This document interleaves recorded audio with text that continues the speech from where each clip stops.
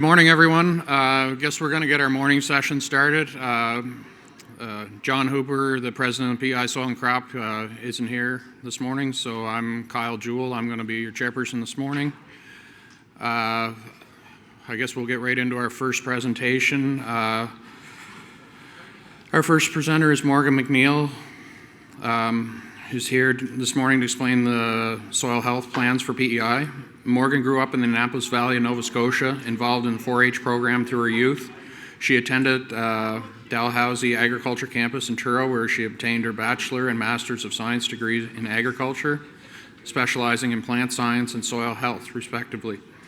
She has previous job experience working on research projects with PEI potato producers. And Morgan is currently working with the PEI Department of Agriculture and Land as the soil health specialist. She is very passionate about soil science and enjoys working with the agriculture community.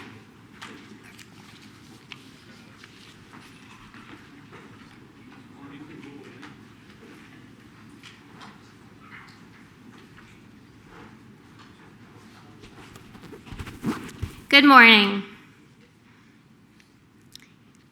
So today I'm going to be talking about soil health improvement planning for PEI.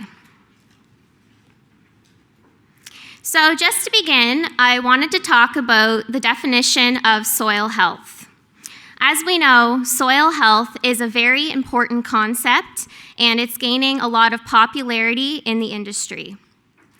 I like to define soil health as the continued capacity of soil to function as a vital living ecosystem to support plant, animal, and human health within ecosystem and land use boundaries. And this is a definition from Doran and Zeiss, a paper published in 2000.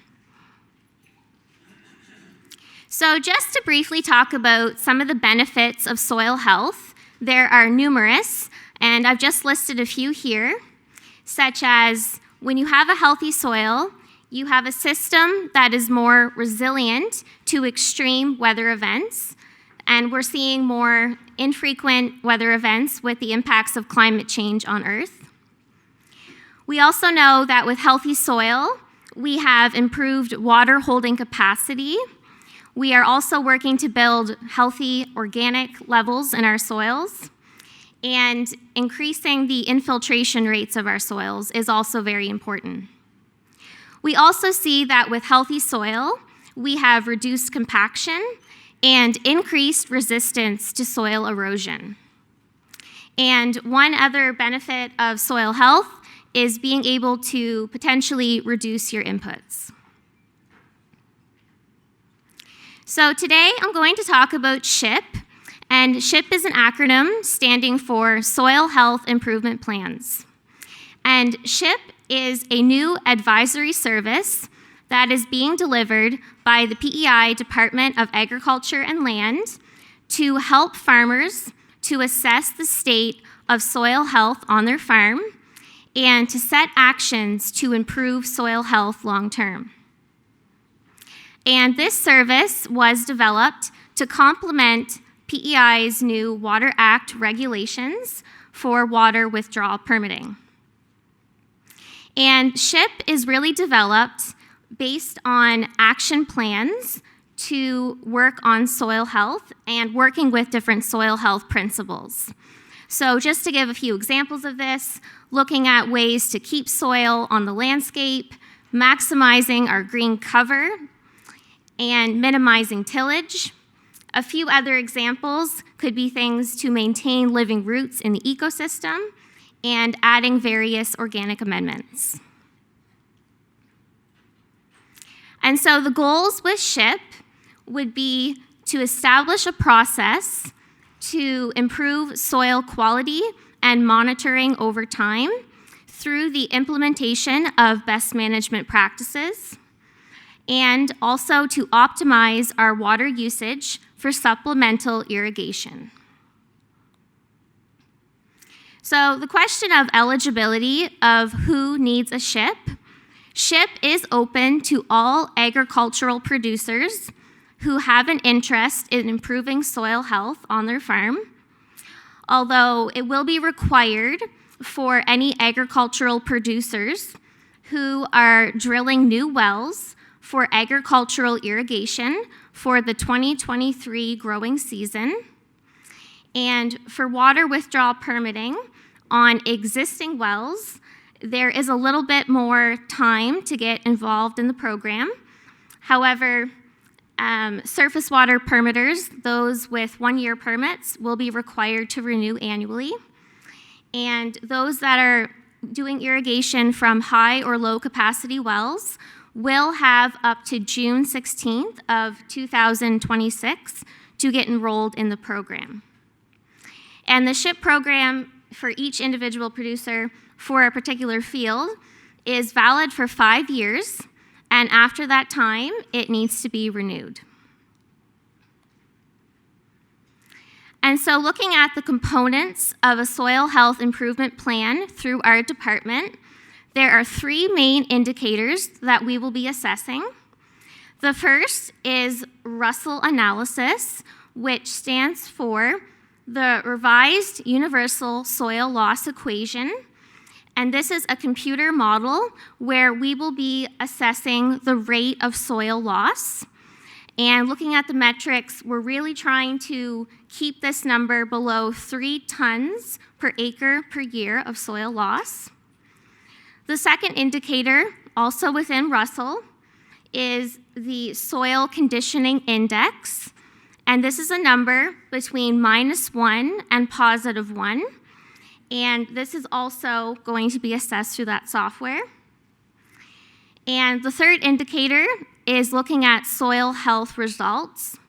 And these can be obtained from any laboratory in PEI, ideally either the Soil Analytical Lab, or we also accept soil health results from A&L laboratories.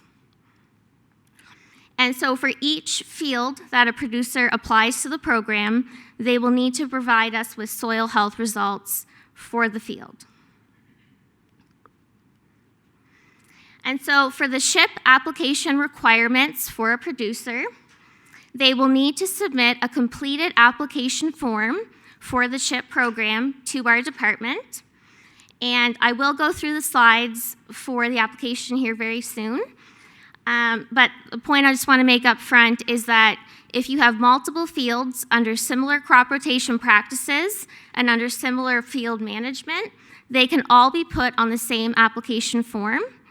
But if you have multiple fields under different management, then I would suggest using multiple application forms for those separately. And we're also asking producers to collect soil health samples to submit to the laboratory, and then to share those results with us for the analysis. So when we talk about field management practices that are going to be involved in this process, these are going to influence soil health, and they will also influence the rate of soil loss. So I just provided a few examples here on the screen. We will look at metrics such as crop rotation practices, the types of inputs that are being put on the fields, the direction of the cropping, if it's going up and down the rows or going across slope, for instance. We're also going to be looking at tillage intensity in terms of what type of equipment is being used, and also the tillage frequency, if it's going to be a regular occurrence, if it's only going to be at certain times in the spring, in the fall, or in some combination of both. We're also going to be looking at residue management of straw or hay, for instance. Other examples of things that we will assess will be grass filter strips, the length and the grade of slope, and also potentially grass hollows. And so with SHIP development, I really want to emphasize that this is not a pass-fail system, and every field is assessed on a field-by-field individual basis. So what works for one field may not work for another. There will be a lot of factors that we will look at in making the assessments. And so with SHIP development, we will be open to a lot of discussion, and we'll be working with producers on each of their fields to make improvements to soil health. And once I receive a completed application form from a producer, I will start to go through the analysis, and then once I've done some initial analysis, I will set up a meeting with each producer individually to create a management plan for how we can work on improving soil health in the years to come. And then over the next few years to follow, we will be involved in implementation and some follow-up to make sure that certain measures are being implemented on farm that we agree to doing through the management planning. So I just wanted to provide a few slides to show the application form for the SHIP program. And just to briefly run through it, if producers have any questions about the form, they can reach out to me at any time. I will provide my email and my phone number at the end of this presentation. The first slide here just shows the place where applicants can provide their contact information and a few little details about the fields that they're applying to the SHIP program, with a few questions about irrigation and soil health testing. The next page is just a series of a table that runs over the full length of a growing season, and we're just asking producers to provide information on their crop rotation practices, such as a standard crop rotation on their farm, what crops they might grow, in what years those apply to, and we're really leaving it open for up to a 5-year crop rotation period. Producers can provide the past 5 years of their cropping history, the following 5 years, or some combination of previous and current or upcoming practices. We're also looking to get information on the types of tillage that's involved on the farm, both primary and secondary, and just information about the type of tillage implements that are being used. We're asking a few questions about the type of planting equipment and the dates for those operations. Questions about underseeding of any grain crops and harvest dates, straw management, for instance. If there's any winter cover cropping, any fall tillage, and any type of manure application. And then the second table is just supplementary. So as I indicated, if producers have multiple fields that they'd like to apply to the SHIP program with, this table can be used to put multiple fields on the same application form. And it's just very similar to the first page.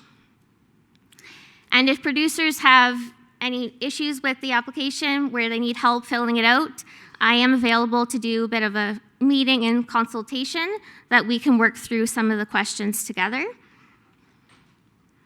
And finally, there's just a declaration and consent form that producers will need to fill out as well. So I just briefly wanted to talk about the Russell software. And this slide here is just showing a screenshot of some of the work for soil loss prediction modeling. And as you can see, there's an equation with a number of different inputs that are used. And so it's looking at a number of different factors, such as rainfall, slope, and soil erodibility, the cropping factor, and different practices. And also a slide here, we are looking at soil conditioning index, also from the Russell software.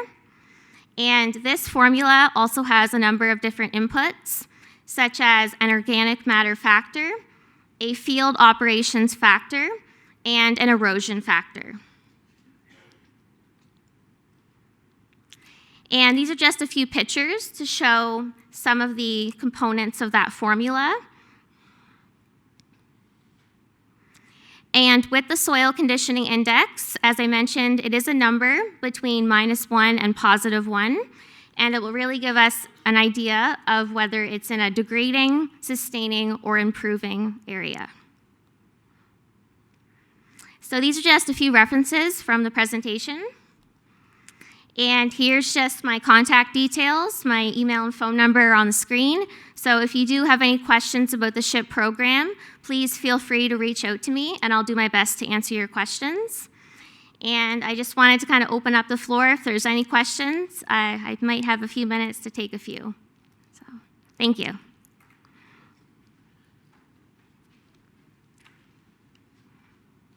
Are there any questions?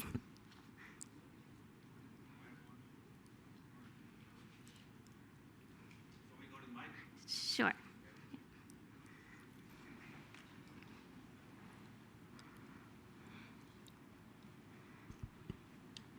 Good morning, Morgan. My question around the Russell soil analysis is it primarily surface water based, or you've got a wind erosion component in there as well?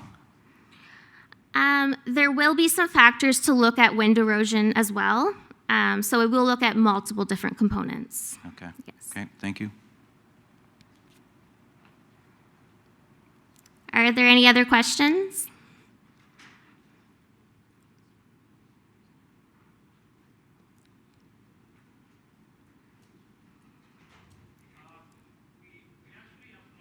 This program last year, and then Could you just come to the mic, please? Thank you.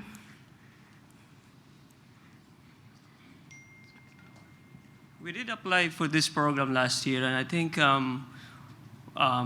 there was, like a misunderstanding of using the shovel and the soil pro. Will you be able to give us like a kind of recommendation, like which tools do you guys want to, to prefer? Yes, you. that's a great question. Thank you. So the question was about which type of tool to use for the soil sampling.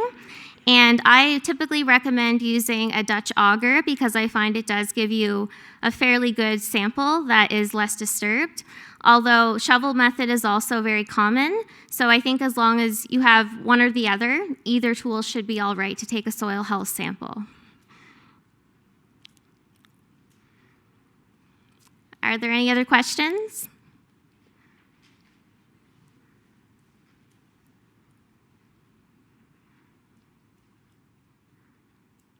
All right. Thank you.